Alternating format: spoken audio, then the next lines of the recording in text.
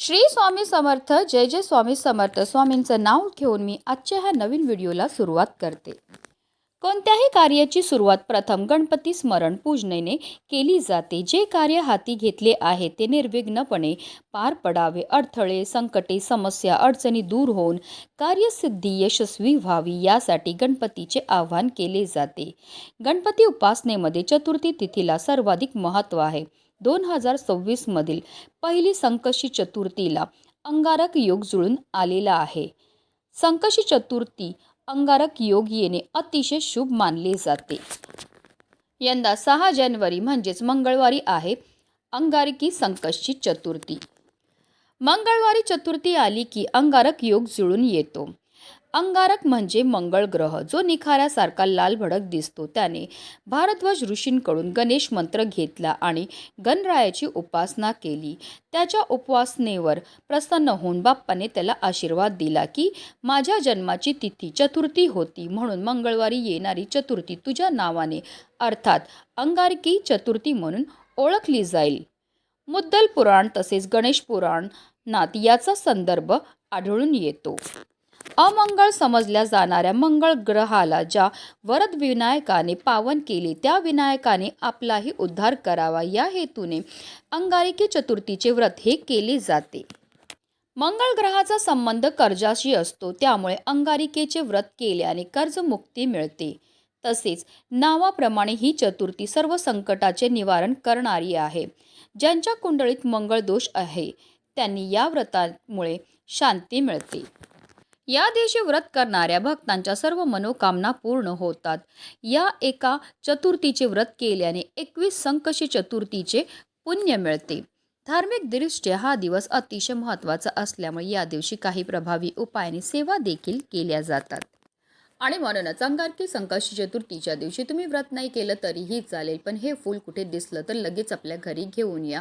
हे फूल आपल्या घरी आणल्यामुळे आपली किती कठीणातील कठीण इच्छा तर पूर्ण होणारच आहे, पण फक्त 24 तासामध्ये आपल्या घरामध्ये असणारी जेवढी पण नकारात्मकता, इडापिडा, नजरबाधा नष्ट होऊन आपल्या संपूर्ण कुटुंबाची भरभरून अशी प्रगती होणार. तर ते कोणते फूल आणायचे, कोणत्या वेळेत आणायचे त्याबद्दल सविस्तर आणि महत्त्वाची अशी माहिती मी तुम्हाला या व्हिडिओमध्ये देणार आहे. तर व्हिडिओ पूर्ण पहा आणि जर तुम्ही माझ्या चॅनलवर नवीन असतील चॅनलला सबस्क्राईब करा आणि शेजारी बेल आयकन सुद्धा प्रेस करा, जेणेकरून तुम्हाला माझ्या नवनवीन व्हिडिओचे नोटिफिकेशन हे मिळत राहील आणि तुम्ही एक पण व्हिडिओ मिस करणार नाही. कमेंटमध्ये ओम गणपती नमः लिहायला विसरू नका. अंगारकी संकष्टी चतुर्थीच्या दिवशी आपल्याला सकाळी ब्रह्ममुहूर्तावर उठायचं आणि अंथरुणामध्येच आपल्याला गणपती बाप्पांचं स्मरण करायचं. त्यानंतर स्वच्छ स्नान करायची आहे आणि त्यानंतर आपल्याला स्वच्छ वस्त्र परिधान करायचे. जर शक्य असेल तर लाल किंवा पिवळ्या रंगाचे वस्त्र परिधान करा. त्यानंतर सर्वप्रथम आपल्याला देवघरामध्ये दिवा हा प्रज्वलित करून घ्यायचा आहे, कारण कोणतीही सेवा किंवा कोणताही उपाय जर आपण अग्नीच्या साक्षीने केला तर त्यामध्ये आपल्याला निश्चितच सफलताही प्राप्त होत असते. सूर्यदेवांना आपल्याला जल हे अर्पण करून घ्यायचं. जल अर्पण करताना ओम सूर्यदेवाय नमः, ओम आदित्याय नमः या मंत्राचा जप हा करायचा आहे.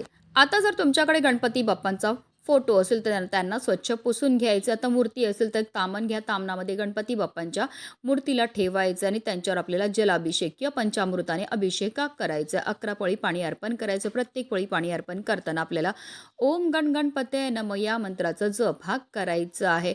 आणि त्यानंतर हे जे तीर्थ आहे ते आवर्जून आपल्याला आपल्या मुलांना प्यायला द्यायचं. यामुळे आपल्या मुलांच्या बुद्धीमध्ये वाढ होते. जलाभिषेक करून झाल्यानंतर गणपती बाप्पांच्या मूर्तीला स्वच्छ पुसून पुन्हा त्यांच्या स्थानावर ठेवायचे. त्यांना हळद, कुंकू, अक्षदा, धूप, दीप, अगरबत्ती दाखवून घ्यायचं आहे. त्यांना लाल जास्वंदीचं फूल अर्पण करायचं. तसेच आवर्जून आपल्याला 21 दुर्वांची जुडीही अर्पण करायची आहे, कारण दुर्वा अर्पण केल्याशिवाय गणपती बाप्पांची पूजा ही पूर्ण होत नाही. पूजेचं पुण्यही आपल्याला प्राप्त होत नाही. जेव्हा आपण गणपती बाप्पांना दुर्वाची जुडी अर्पण करणार आहे तेव्हा आवर्जून आपल्याला आपल्या मनातली इच्छाही व्यक्त करायची. असं केल्यामुळे आपली किती कठीणातील कठीण इच्छाही साक्षात गणपती बाप्पा पूर्ण करतात. त्यानंतर आवर्जून आपल्याला गणपती बाप्पांना 21 मोदकाचा नैवेद्य हा दाखवायचा. नैवेद्यामध्ये मोदक बनवणं शक्य नसेल तर गुळ खोबऱ्याचा नैवेद्य दाखवला तरीही चालणार आहे. तसेच या दिवशी आवर्जून आपल्या मुलांकडनं सुद्धा आपल्याला काही सेवा ह्या करून घ्यायच्या आहेत. मुलांच्या हाताने आपल्याला गणपती बाप्पांना जास्वंदीचं फूल अर्पण करायला लावायचं, 21 दुर्वांची जुडी अर्पण करायला लावायची. तसेच मुलांकडनं 108 वेळा ओम गण गणपतये नमः या मंत्राचा जप करायचं. तसेच मुलं मोठी असतील तर त्यांच्याकडनं आवर्जून गणपती अथर्व शीर्षमची सेवाही करून घ्यायची. आता मुलं लहान असतील तर तुम्ही म्हणा, त्यांनी श्रवण केलं तरीही चालणार आहे. त्यानंतर आपल्याला गणपती बाप्पांची विधीपूर्वक आरतीही करून घ्यायची आहे. त्यानंतर आपल्याला हात जोडून मनोभावे गणपती बाप्पांना प्रार्थना करायची. आपल्याकडनं झालेल्या कळत नकळत चुकांची क्षमायाचनाही करून घ्यायची आहे. संकष्टी चतुर्थीचा उपवास रात्री चंद्रदर्शन करून सोडला जातो. आपल्याला चंद्रदेवांची पूजा करायची, त्यांना जल अर्पण करायचं आणि त्यानंतरच आपल्याला व्रत हे सोडायचं आहे. अशा रीतीने आपल्याला पूजाही करून घ्यायची आहे. जास्वंदीचं लाल फूल म्हटलं की आपल्या डोळ्यासमोर सर्वप्रथम येतात ते म्हणजे आपले लाडके गणपती बाप्पा. कारण गणपती बाप्पांना हे फूल अतिशय प्रिय आहे. जास्वंदीचं फूल पवित्रतेचे आणि आध्यात्मिक शक्तीचे प्रतीक मानले जाते. विशेषतः लाल जास्वंदी हे गणपती बाप्पाच्या शक्ती, उत्साह आणि तेजाचे प्रतीक म्हणून पूजेमध्ये महत्त्वाचे मानले जाते.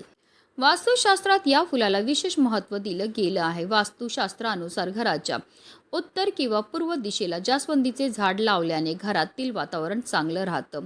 जास्वंदीच्या झाडामुळे घरामध्ये धनधान्याची कमतरता भासत नाही. धर्मशास्त्रातही जास्वंदीचं फूल शुभ मानलं गेलं आहे. हे फूल काली माता आणि श्री गणपतीला अर्पण केले जाते. जास्वंदीचे फूल सौभाग्याचे प्रतीक मानले जाते. शनिवारी श्री हनुमाला जास्वंदीचे फूल अर्पण करणे चांगले मानले जाते. सूर्यदेवाची उपासना करताना आवर्जून त्यामध्ये लाल जास्वंदीचं फूल वापरावं. असं केल्यामुळे आपल्या शरीरामध्ये सकारात्मकता येते. जर तुमच्या घरामध्ये नकारात्मकता असेल, पैसा टिकून राहत नसेल, कायम चिडचिड, भांडणं होत असेल, कलह होत असेल, तर आवर्जून हा जास्वंदीचा उपाय जो आहे तो आपल्याला करायचा आहे. म्हणूनच आपल्याला लाल जास्वंदीच्या झाडाचं एक फूल जे आहे ते सकाळीच आपल्या घरी घेऊन यायचं. हे फूल आपल्या घरी आणल्यानंतर आपल्याला गणपती बाप्पांना अर्पण करायचं आहे. आता आपल्याला 11 तांदळाचे दाणे घ्यायचेत. जे तांदळाचे दाणे आपण घेणार ते व्यवस्थित पाहून घ्यायचे. ते अखंड असावे, कुठेही तुटलेले, फुटलेले किंवा खराब झालेले नसावे. आता एक प्लेट घ्या. त्या प्लेटवर आपल्याला हे 11 तांदळाचे दाणे ठेवायचे आहेत आणि यावर थोडीशी हळद आणि कुंकू टाकून त्यांना लाल पिवळं करून घ्यायचं. अर्थात काय तर आपल्याला अक्षदा ह्या तयार करून घ्यायच्या आहेत. आता देवघरामध्ये बसून आपल्याला काही सेवा ह्या करायच्या. जेव्हा आपण सेवांबरोबर काही उपाय करतो तर आपल्याला केलेल्या उपायांचं अतिशीघ्र फळ हे प्राप्त व्हायला लागतं.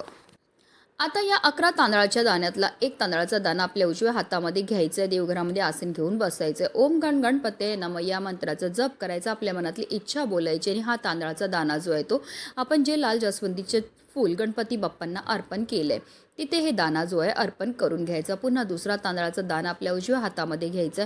ओम गण गणपतये नमः या मंत्राचं जप करायचं. आपल्या मनातली इच्छा व्यक्त करायची आणि हा तांदळाचा दाणा जो आहे तो आपल्याला त्या लाल जास्वंदीच्या फुलाजवळ अर्पण करायचं. अशा रीतीने आपल्याला 11 वेळा तांदळाचे दाणे आपल्या उजव्या हातामध्ये घ्यायचे. 11 वेळा आपल्याला ओम गण गणपतये नमः या मंत्राचा जप करायचा. 11 वेळा आपल्या मनातली इच्छा व्यक्त करून हे तांदळाचे दाणे जे आहेत ते आपल्याला त्या लाल जास्वंदीच्या फुलाजवळ अर्पण करायचे आहेत. तसेच आपल्याला लाल जास्वंदीच्या झाडाचं एक पान सुद्धा आपल्या घरी घेऊन यायचं. एक प्लेट घ्या, त्यामध्ये कुंकू घ्या, कुंकवामध्ये पाणी टाकून त्याचं गंध तयार करून घ्या. आता जास्वंदीच्या झाडाच्या काडीने आपल्याला त्या पानावर आपल्या मनातली इच्छा ही लिहायची आणि त्यानंतर आपल्या मनातली इच्छा बोलून आपल्याला हे पान जे आहे ते गणपती बाप्पांच्या चरणावर अर्पण करायचं. तसेच आपल्याला 21 दुर्वांची जुडीसुद्धा जी इच्छा आपण पानावर लिहिलेली ती इच्छा बोलून गणपती बाप्पांच्या मस्तकावर लावायचं आणि त्यांच्या चरणावर ही दुर्वाची जुडी जी आहे ती आपल्याला अर्पण करायची आहे. त्यानंतर हात जोडून आपल्याला गणपती बाप्पांची प्रार्थना करायची. आपल्या मनातली इच्छा पूर्ती होण्याकरता त्यांना मनोभावे प्रार्थनाही करायची. संपूर्ण दिवसभर या वस्तू जी आहेत त्या आपल्याला गणपती बाप्पांच्या चरणाजवळच ठेवायच्या आहेत. आता संध्याकाळी आपल्याला काय करायचं, जे इच्छा लिहिलेलं पान आहे तसेच 21 दुर्वांची जुडी आणि जे लाल जास्वंदीचं फूल आहे त्याला एका दोऱ्याने बांधून त्याची एक जुडी ही तयार करायची. तसेच 11 तांदळाचे दाणे जे आपण गणपती बाप्पांच्या चरणावर आपल्या मनातली इच्छा व्यक्त करून अर्पण केलेले ते सुद्धा आपल्याला तिकडनं उचलायचे आणि या सर्व वस्तू घेऊन जायच्यात आपल्याला आपल्या घराजवळ असणाऱ्या गणपती बाप्पांच्या मंदिरामध्ये. हा मंदिरामध्ये जाऊनच आपल्याला उपाय जो आहे तो करायचा. मंदिरामध्ये गेल्यावर सर्वप्रथम आपल्याला गणपती बाप्पांसमोर दिवा प्रज्वलित करून घ्यायचा आहे. त्यांना हळद कुंकू अर्पण करून घ्यायचं आहे. गोडाचा नैवेद्य घेऊन गेले असेल तर तो अर्पण करायचा आणि त्यानंतर जी इच्छा लिहिलेल्या पानाची दुर्वा आणि जास्वंदीच्या फुलाची जोडी आहे ती आपल्याला गणपती बाप्पांच्या मस्तकावर लावायची आणि आपल्या मनातली इच्छा व्यक्त करून त्यांच्या चरणावर अर्पण करायचे. तसेच 11 तांदळाचे दाणेसुद्धा आपल्याला आपल्या मनातली इच्छा व्यक्त करून गणपती बाप्पांच्या चरणावर अर्पण करायचे. संकष्टी चतुर्थीच्या दिवशी हा उपाय मंदिरामध्ये जाऊन करण्याला विशेष महत्त्व हे दिलं जातं, कारण संकष्टी चतुर्थीच्या दिवशी नेहमीच्या तुलनेत 1 सहस्त्रपटीने जास्त गणेश तत्व हे कार्यरत असतात आणि जेव्हा आपण हा उपाय मंदिरामध्ये जाऊन करतो तर त्यामुळे आपल्याला केलेल्या उपायाचं अतिशीघ्र फळ हे प्राप्त होत असतं. म्हणूनच व्हिडिओ जास्तीत जास्त लोकांपर्यंत शेअर करा, जेणेकरून प्रत्येकाच्या आयुष्याचं कल्याण हो हीच मनामध्ये इच्छा. गणपती बाप्पा मोरया.